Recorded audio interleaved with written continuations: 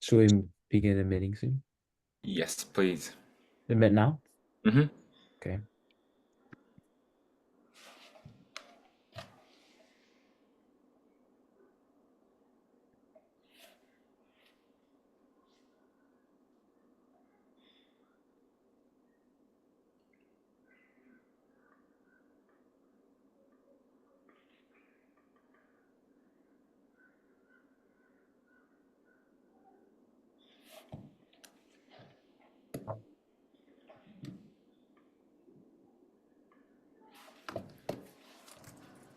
Okay. Oh.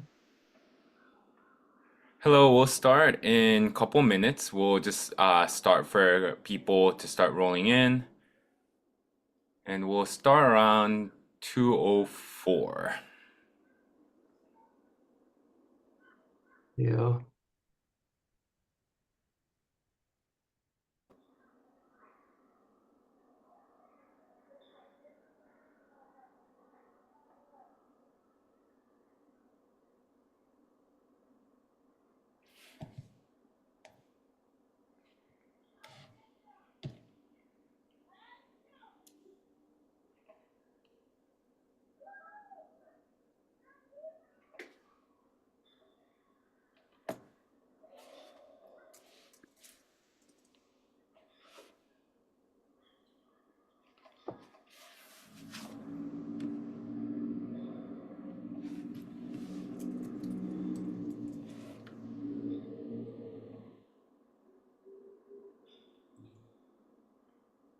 Not to have it on. They it click on the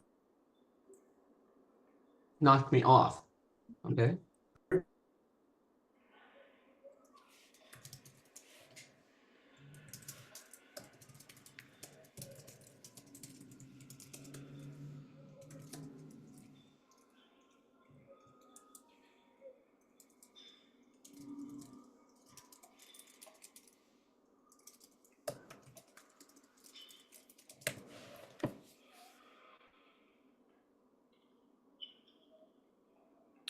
All right, we'll get started in a minute or two.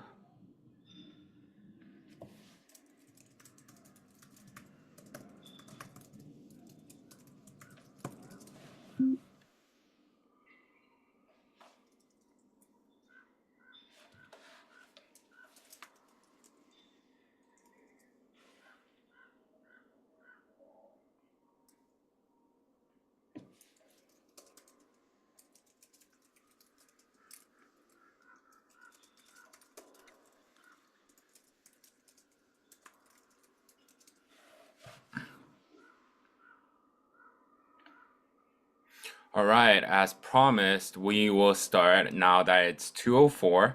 Hello everyone. My name is Andrew Kim, and currently I am serving as the president of Gerotech SC.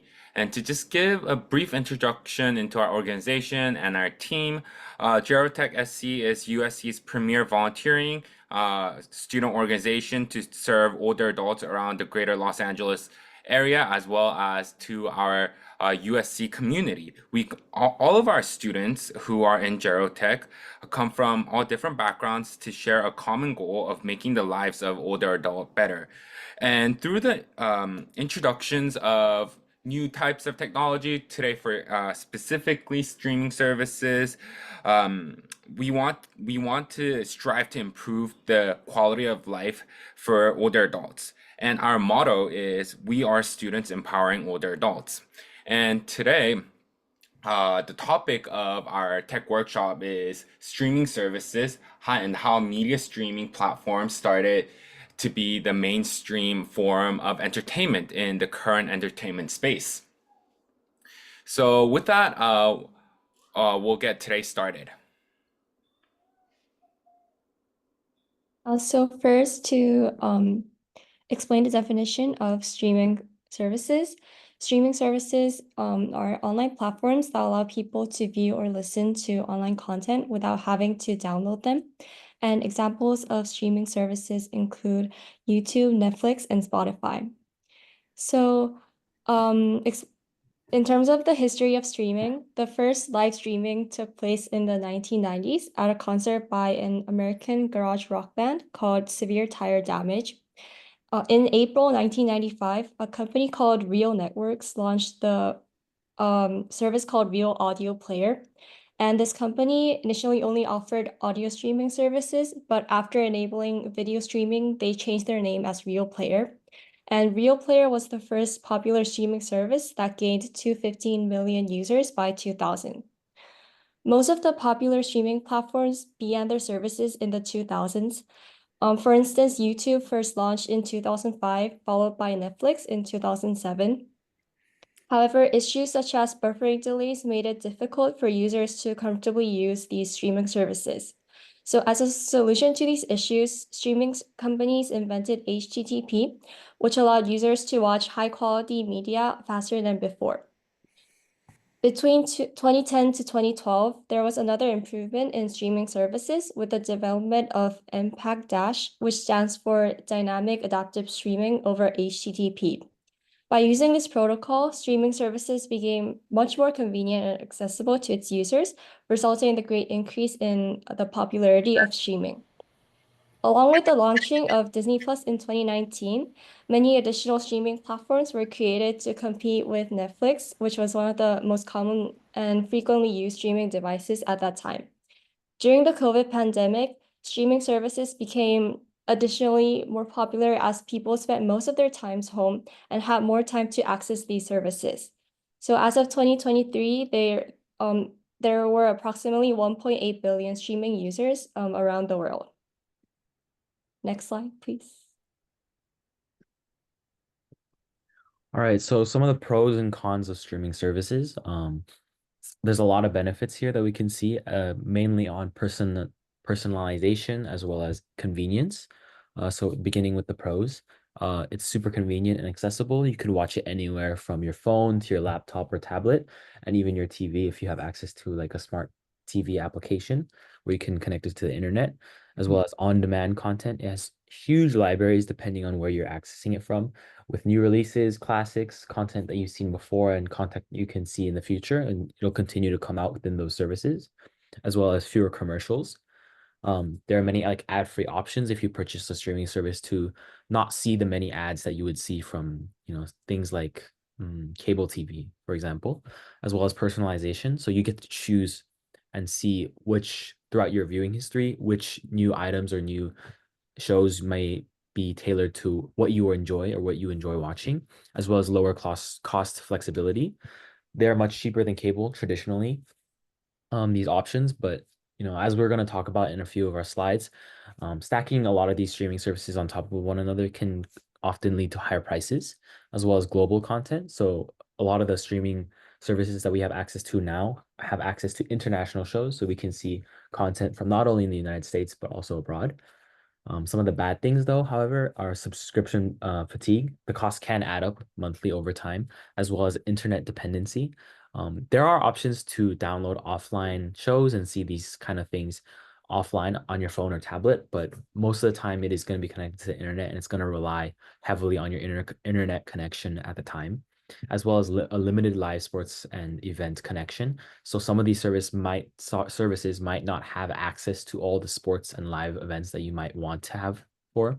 So that's why a lot of people have many streaming services within their belt of the ones they choose to have, as well as fragmented content. So they might not have every single show that you're looking for, as well as, as the nature of streaming services go, the content seems to change up heavily. So you might not be seeing everything you want. However, with the broad aspect of streaming services having almost everything, it's such a great service, I think. And it's, if you're interested in sports events, live events, and shows in the past that you might want to see in the future, I think it's a great option.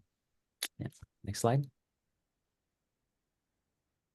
Next, I'll be giving a quick overview of some popular streaming services that many people are using to watch TV shows, movies, and sports content. These platforms are becoming a great way for people to enjoy a variety of entertainment from the comfort of their homes without needing a traditional cable subscription. I'll be covering 4 of the most popular ones: Netflix, Hulu, Max, and Amazon Prime Video. Each of these services offers different content, and while they share similarities, they have unique features that make them stand out. Let's start with Netflix. Netflix is one of the most widely used streaming platforms worldwide. It's known for a huge variety of shows, movies, and original content created by Netflix itself, like series and documentaries. Although Netflix doesn't focus heavily on sports, it has some sport documentaries and shows that take a behind the scenes look at famous teams and athletes. For example, The Last Dance is a documentary series about Michael Jordan and the Chicago Bulls basketball team, which became a big hit. For subscription costs, Netflix offers several plans. Standard with ads costs $6.99 per month. Standard without ads costs $15.49 per month, which includes high definition streaming on 2 devices simultaneously. Premium costs $22.99 per month, offering Ultra HD streaming on up to 4 devices at once. It typically does not offer bundle deals with other services. However, some internet or cable providers may include Netflix as part of their packages, so it's worth checking with your provider. Now, moving on to Hulu. Hulu is a streaming service that's a bit different from Netflix because it also has a live TV option. This makes it a better choice if you're interested in watching live sports. With Hulu Plus Live TV, you can access popular sports networks like ESPN and Fox Sports. This means you can watch games as they happen, including football, basketball, baseball, and more. For subscription costs, Hulu with ads costs $7.99 per month. Without ads cost $14.99. And Hulu Plus Live TV with ads cost $82.99 per month, which includes access to live TV channels and the on-demand library. Hulu Plus Live TV without ads costs $95.99 per month. For the bundled packages, Disney Bundle Duo Basic includes Hulu with ads and Disney Plus for $9.99 per month. And Disney Bundle Trio Basic includes the same services included in Disney Bundle Duo Basic plus ESPN Plus, which is $12.99 per month. These bundles are great if you're interested in a variety of content, including sports through ESPN Plus. Next up is Max. Max is known for having popular TV series and movies, including many well-known HBO shows like Game of Thrones and Succession. In terms of sports, Max doesn't offer live sports events, but it has some high-quality sports documentaries and series. Shows like Hard Knocks offer a look inside the world of professional football. Max also occasionally has documentaries of boxing, basketball, and other sports, which are highly praised for their storytelling and production quality. There are 3-tier subscription costs. With ads cost $9.99, ad-free is $15.99, and ultimate ad-free is $19.99, which includes 4K streaming and the ability to download content for offline viewing. Now, Max is part of a bundle with Disney Plus and Hulu, which costs $16.99 per month with ads and $29.99 without ads. This bundle offers a wide range of content, including sports through Hulu and ESPN Plus. Finally, let's talk about Amazon Prime Video. It has an interesting approach to sports. It streams some live sports events, especially Thursday Night Football for NFL. If you enjoy football, Amazon Prime can be a nice option for catching games. In addition to the NFL, Amazon Prime has partnerships with different leagues, and sometimes they offer exclusive sports content. Amazon Prime Video is included with an Amazon Prime membership, which costs $14.99 per month or $139 per year. If you're not interested in the other Amazon Prime benefits, you can subscribe to Prime Video alone for $8.99 per month. Amazon Prime Video also allows you to add other streaming services to your subscription for an additional fee, such as Max or Paramount Plus. This can be very convenient if you prefer to manage all your subscriptions in one place. So wrapping up, Netflix is known for original content, especially documentaries and series, limited sports, but it's great for behind the scenes sports stories. Hulu offers both on-demand streaming and live TV, making it a good choice for live sports with options like ESPN and Fox Sports. It also has budget-friendly bundles with Disney Plus and ESPN Plus, allowing you to enjoy a range of content. Max is known for its quality documentaries and series about sports, such as Hard Knocks, though it lacks live events. Their recent bundle with Disney Plus and Hulu offers a well-rounded mix of entertainment and sports content through ESPN Plus.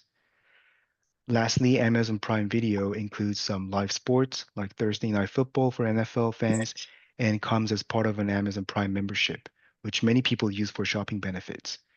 You can also add other channels to Prime Video for an all-in-one experience.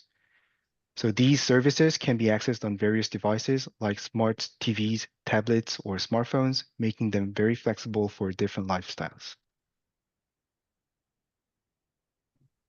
Okay, so like we've been talking about, these streaming services are really just online platforms that allow us to watch or like listen to content instantly rather than using like traditional cable TV or even like physical media like CDs or DVDs. So with streaming, you can access kind of whatever you want when you want it and just anytime you want it, as long as you have an internet connection.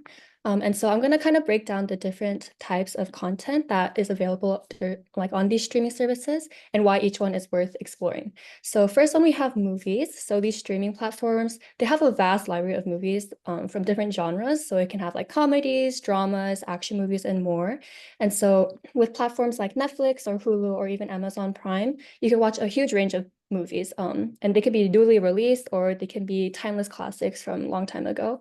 And one good feature is that many of these services, they have personalized recommendations. So based on your viewing history and like what movies you have watched so far, you'll start seeing more of those. So if you're into comedies and you start watching these comedy movies, then you're gonna start seeing more comedies suggested for you on those streaming sites. And also some services, they have exclusive movies that are only available to their subscribers. So for Netflix, they have Netflix originals that are only available on that platform. So by subscribing to different services, you can discover unique movies that you wouldn't find somewhere else. Going into TV shows, so this is a major draw for streaming services because there really is something for everyone. So there's popular sitcoms to dramas to documentaries and even reality shows. And so some platforms like Hulu, they often carry current shows, so from major networks right now. So you can watch the latest episodes of your favorite series, even the day after they air, which is really convenient. And if you're also interested in just like watching an entire series from start to finish, streaming makes that possible too. And this is called binge watching, where you watch an entire series from start to finish. And you can do that without having to wait for any new episodes to come out. And then, like the movies, there are also many streaming services that create their own original TV shows. And they have pretty high quality production. And so it draws a lot of subscribers in. And then moving into podcasts. So podcasts are kind of like radio shows, but you can kind of listen to them whenever you want. And they cover a wide range of topics from like storytelling to true crime to health to news and even like hobbies like cooking tips. So you can really find what meets your needs and what interests you. So a lot of popular platforms for streaming podcasts are Spotify. Also, there's Apple Podcasts and Google Podcasts that we didn't really go too much into, but a lot of these podcasts have entire seasons, or even episodes with different like interviews or narratives and discussions based on a specific theme. So it's a really nice option if you're just looking to relax or get inspired or even like learn something new while doing another daily task like cooking or taking a walk. So it can just be like a side thing that you listen to. And then next we have music. And so with services like Spotify, Apple Music, there's even Amazon Music, you can explore millions of songs and find specific artists and create your own playlist, kind of based on your own taste. And These platforms, they offer both free and paid versions. So the free versions do come with ads, but the paid versions are ad-free and they often come with other benefits like offline listening. So listening where you don't need internet access. And a lot of these platforms also have curated playlists. So they have their own like playlist made for specific, I guess, genre. So they have like top hits or like relaxing jazz. So it makes it really easy to find music for any kind of mood or activity. And then finally, we have live TV, which we kind of got into a little bit before, but this is really popular for people who really enjoy watching live events like sports, news, or even award shows.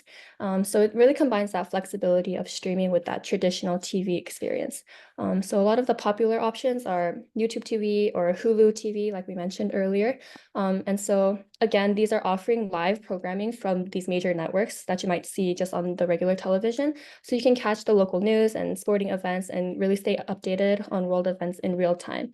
And like unlike traditional cable, you can watch these live TV not shows, but like services on various devices. So it can be like your phone or your tablet or computer. So you don't have to really be stuck in one room to a TV. And also another benefit of these streaming services is that it allows you to record these shows to watch later, or some of them do. So if you want to watch a program at a more convenient time, that kind of allows for you to do that. So yeah, just to wrap everything up, streaming services are really allowing you to personalize what you want to watch and what you want to listen to, and also helps you build a really easy routine that fits kind of your interests and your schedules. So yes, feel free to ask any questions if you guys do, but next slide, please. Yeah, so as one of our presenters, Hosong, went over each of the four streaming services that we're highlighting today: Netflix, Hulu, Amazon Prime Video, and Max. Right, for the next couple minutes, we're going to go directly more into comparing these big networks, these big streaming services, to show you guys what are some pros and cons of each. And again, all of these four streaming services could be accessed on your phone, computer, tablets, and your smart TV. So the commonality through all of them is the convenience of being accessible not just on one device, but you can move around devices. So you could be watching a show on your living room from like your smart TV, but then you could bring it into like your bedroom to watch it on a tablet. And yeah, that's one of the biggest assets of streaming services, is the capability to have it on multiple devices.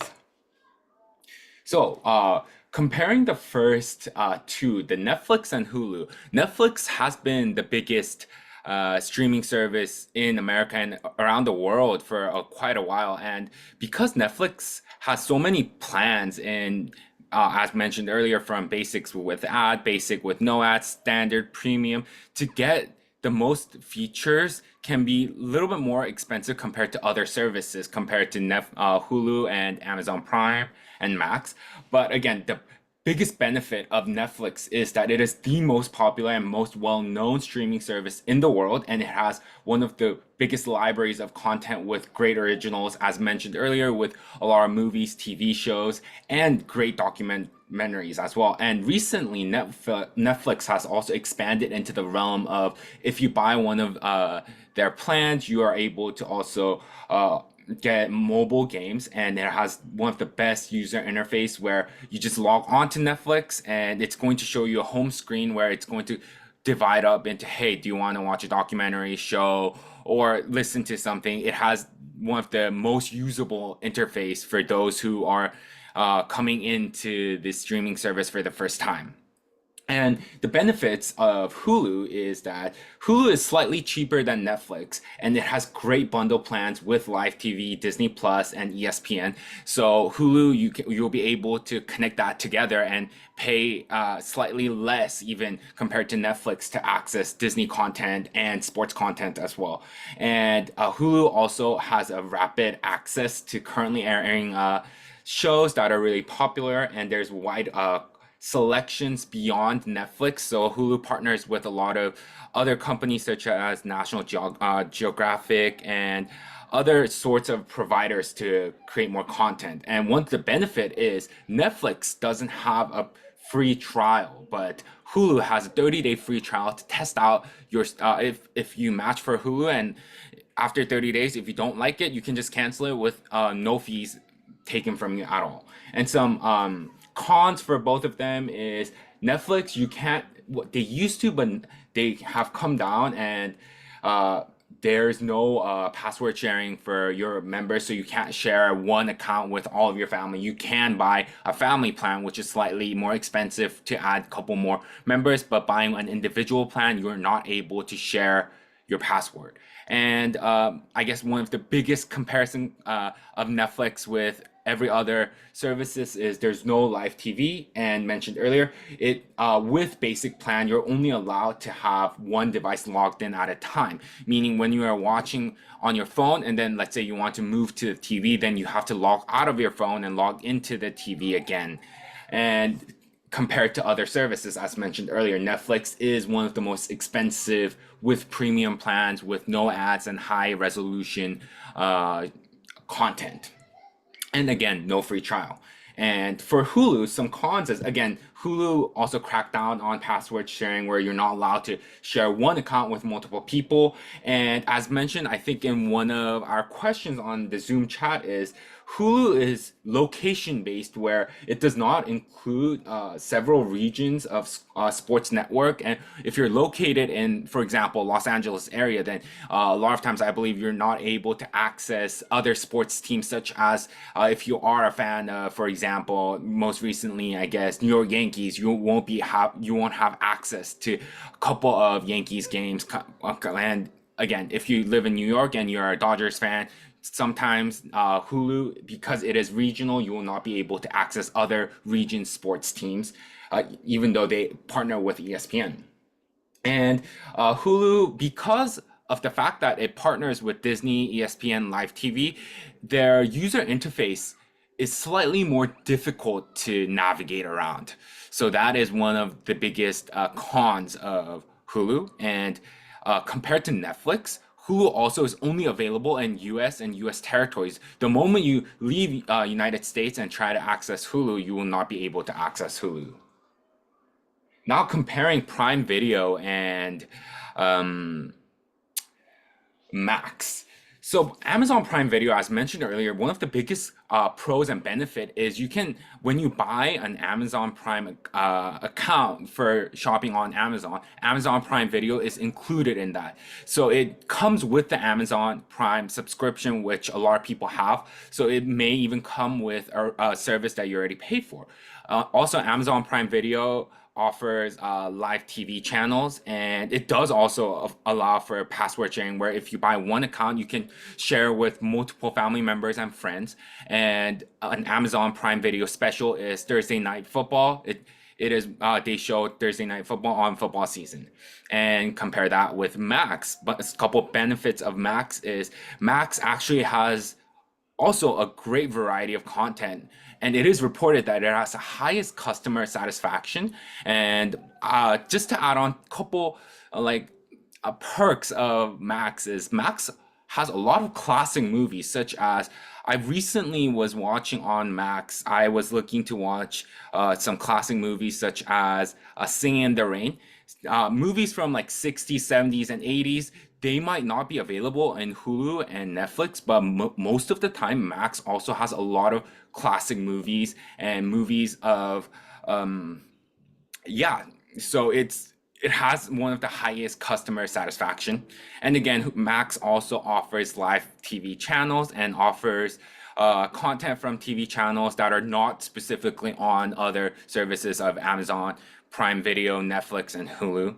And mentioned earlier, Max also has their own original shows that some people may really like. And a couple cons of Amazon Prime is it's very limited to content, and also not all content is free sometimes. You may have to buy or rent a lot of movies and content. And it also has a very poor user interface, and Amazon Prime Video, because it did not start off specifically as streaming service, it does not have many originals compared to other services. Comparing that with Max, couple cons of Max is there's no free trial, and this is the second point would be the biggest deterrence from a lot of users getting into Max. It has a lot of technical difficulties and has poor tech support where there's frequent bugs and errors. And yeah, it's really hard to resolve them on your own. Sometimes, even though you try calling them, they might have poor technical support, as reported by a lot of people. And also, Max is only available in US and US territories. And for Max, you have to pay for subscriptions to each live TV channels.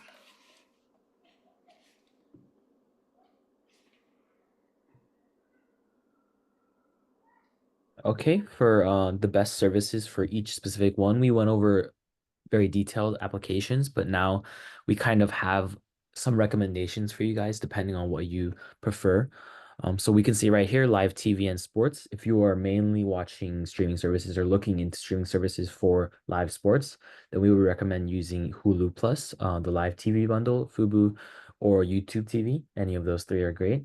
And for more tailored recommendations, so something where you can watch shows continually and then it recommends you things that are similar, or we could continue to watch other shows that are like the ones you continue to watch and the ones you enjoy.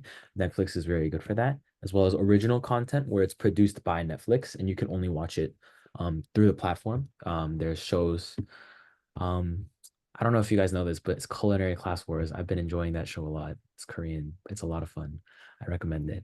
But they have a lot of original content like that, and there's also Hulu for current TV shows. So if you're interested in TV shows that are going on currently and releasing, you can go back and look at Hulu and see the ones that have released previously, as well as the ones that are releasing now. For various networks, as in like certain channels that you can see, more traditional, like TV wise, then you can look at Max, and Max is very good for that. If you have any children and grandkids that you want to, use a streaming site for, then Netflix or Disney Plus can be bundled with Hulu, so we can use those together. But those are great for having children's channels as well as, support for the younger population. Yeah, next slide. Just a little bit more. Basing off variety as well as recommendation, we also recommend Netflix again.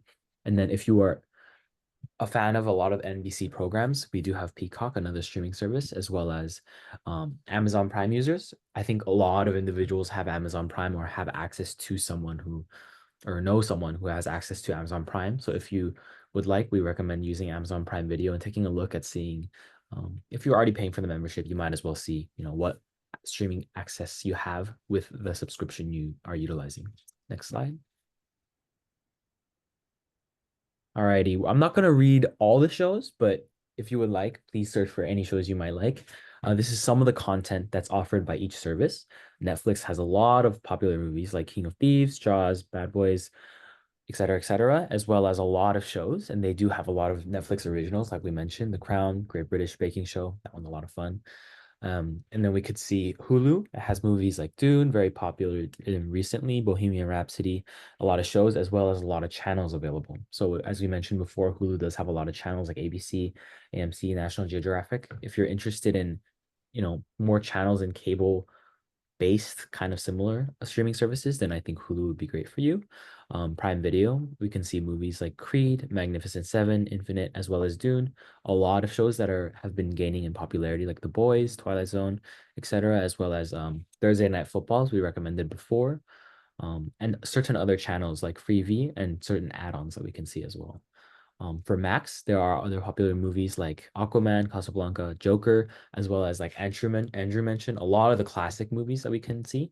There are shows like The Deadliest Catch, Game of Thrones, and then a lot of sports as well.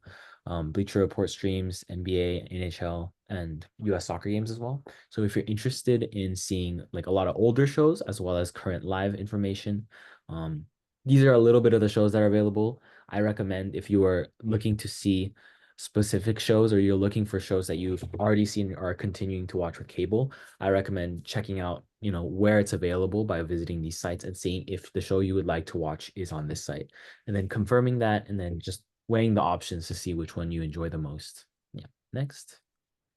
Some other things to help you guys make better decisions based on which streaming platform you might want to approach. We have a little chart here. Maybe you can take a picture and reference it a little bit later. But there are multiple price plans. Most of the programs available, we can see they have price plans based on who could sign in, as well as what live things are available or services for live events are available. Amazon Prime does not. It's just based off the subscription. Multiple devices not basic for Netflix is not provided, but then there are multiple devices based on how much you pay, like the premium plan is for, and so on and so on. Most of the other programs are a little bit more flexible. Netflix seems to be very much more not as flexible with a higher price, as it's been like the most popular pick. And Hulu and Amazon Prime also have free trials, while the other two do not. Almost all of the services do have mobile download, so you can enjoy it on your phone or tablet, as well as your TV and computer as well. And Netflix and Hulu have been cracking down on password sharing, so unfortunately, you will not be able to share it, your account with, your family members or your friends. That's something that you just have to use exclusively for yourself in one account and one device, depending on what plan you pay for. And that's different for Amazon Prime and Max. Again, like the multiple price plans, the bundles are also included in Hulu and Amazon Prime. It's similar, as well as full content access. Amazon Prime is special as it's kind of tied to your Amazon account, so you can also pay for certain shows, and it's not full access to every show as soon as you get the subscription. So they're like give and take there. Like as you kind of receive it for free, but then you have to pay for the services and the shows that you do want to watch sometimes. But there are some things free available. Hulu and Amazon Prime do have live TV, but Netflix and HBO Max does not. So HBO Max does have sports though. So if you're only looking into sports, then HBO Max might be the one you are looking for. If you guys have any questions on, specific situations on what you're looking for in terms of a streaming service, then please ask us in the chat. Other than that, we have this reference chart for you that you could take a look at. And if you haven't made a decision already, I recommend looking into it. It's a great service. Yeah, for this last portion of the presentation, I'll be speaking a little bit about the future of streaming and what we can expect with AI. So will everything be streamed? No, it's unlikely that everything will be translated to streaming platforms. However, we can expect a much more diverse entertainment landscape consisting of both traditional media and streaming services. However, sports and live events may be entirely streamed as they can be more accessible that way. But content producers may also try to bypass some existing streaming platforms in order to allow consumers to pick and choose which content they would like to pay for and view in specific channels. And what is the future for cable television? As we know already, they're declining in subscribers and will probably continue to experience some loss in their customer list. However, we predict that they may try to focus on high-speed internet services as an alternative product that they could provide. And additionally, they might try to create new packages with new streaming options or even appeal to niche demographics by curating specific content that they believe will catch their attention. Another rising form of streaming are interactive movies. For example, there's a Netflix movie called Choose Love, where you can essentially pick the direction of the movie plot as you're watching, which is really cool. And these types of build your own adventure media makes the viewing experience a lot more interactive, and it opens up the possibility for more AI advanced content, more sophisticated content, and possibly even redesigned content that will be able to function better in real time. Interactive content could be a rising strategy for streaming services to keep viewers engaged for longer periods of time while providing personal and unique takes on the common media. To go over a little bit about streaming and AI, there will be a lot more personalized recommendations that will better understand the viewer's preference and predict choices that can aid in reducing the amount of time that you spend searching what to watch, as the platform will be able to recognize your favorite shows. This type of personalization can aid in content creation by analyzing trends or making predictions of what will become popular in the near future. And like I mentioned before, having that enhanced user experience, whether that be more interactive services, AI-powered realities, or even adaptive storytelling, will allow the overall streaming process to be more enjoyable. And lastly, digital monetization may increase with the use of AI in their streaming services, as they will have more production capacity and effective ad-supported revenue models available for use. Yep. Does anyone have any questions?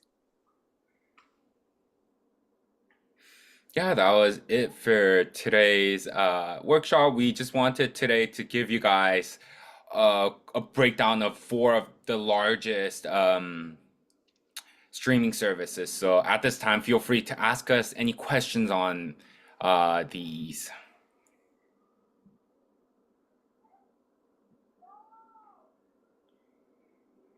All right, I think we have one question from Mindy. The cable providers do provide internet and phone service. How does that interfere with streaming service? Do the streaming services replace cable providers? I think that's a really good question. And usually, cable providers have been moving towards including a lot of streaming services into their payment plan. So currently, you can look and discuss more with your cable provider, where if you realize that you're watching more shows that are on a lot of streaming services, maybe you can stop subscribing to cable providers and move into streaming services. And there may be multiple plans where you can. I believe like Verizon partners with Hulu and Disney Plus, where if you select one of their plans, they give you for free, like, but it's the fees are included in your phone bills. And usually, and the second part, do the streaming services replace cable providers? In the future directions, yes, but currently it's still, I think it is existing together.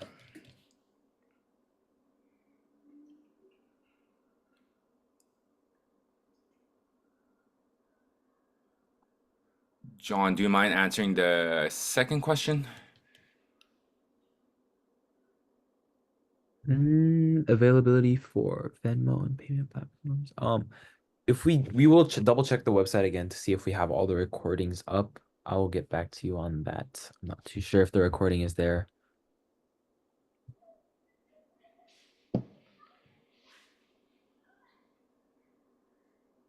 Does anyone else have any more questions or anything they would like to ask regarding a streaming platform hoping to change? It's very convenient. I would recommend it over cable.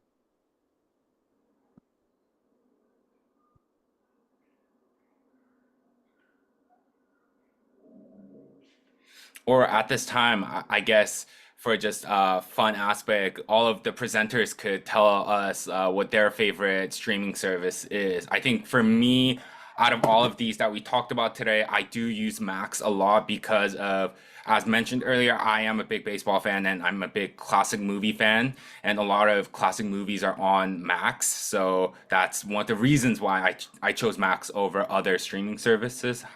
John? I think also HBO Max is provided to some USC students for free. So I think I also enjoy HBO Max because of that reason specifically.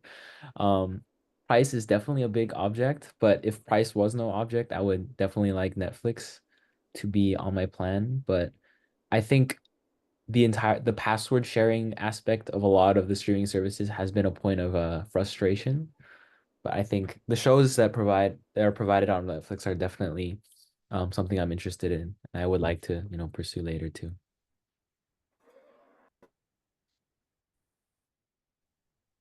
Grace, do you have any favorites? I enjoy Netflix. I like binge watching stuff and like watching all these movies. And I also enjoy watching like Korean dramas.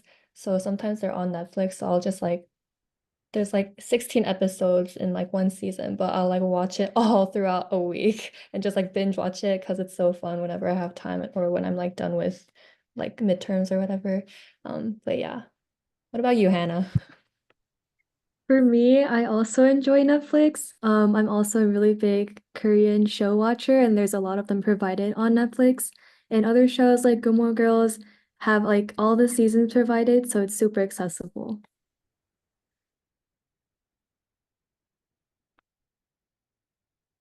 How about you, Hosong? Oh, I'm not actually paying for any streaming services, but my sister's paying for Netflix, so whenever I have like movies that I want to watch, I just use her account as well. Cool. And our last presenter who did the introduction, Chenny. Yeah, I use Netflix too. Yeah, I think it's very convenient to watch different like shows, and yeah, I also have like a family account, so it's easier to like use my like someone like my parents' account, or like share the account like within the family. Cool. Yeah, that was our take on it. And thank you guys so much for attending our last tech workshop for this semester. And Bob? Yeah, thank you, John, Andrew, and the rest of the team. An outstanding, very informative presentation as usual. I'd like to address a couple of things to those that are attending. Recordings. Historically, we've provided a recording of the program, the audio and visual, within 2 or 3 or 4 days from the presentation. And this semester, starting with September's workshop, we have not been able to do that. There are some, let's say, management and support staff issues with the Emeriti Center that are going on and have been going on. And so working with them has been very limited so far.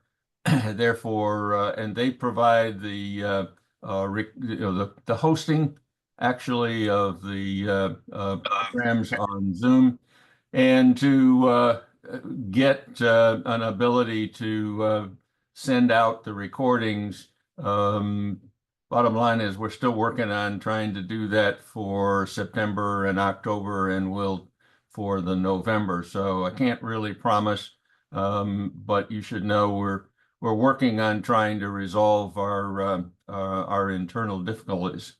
The other thing to mention is we will most likely in the second semester, starting in maybe mid to late January, have another 3 workshops in 2025, and collectively the group, Gerotech and others involved, will be working on setting up, deciding on the topics and the dates.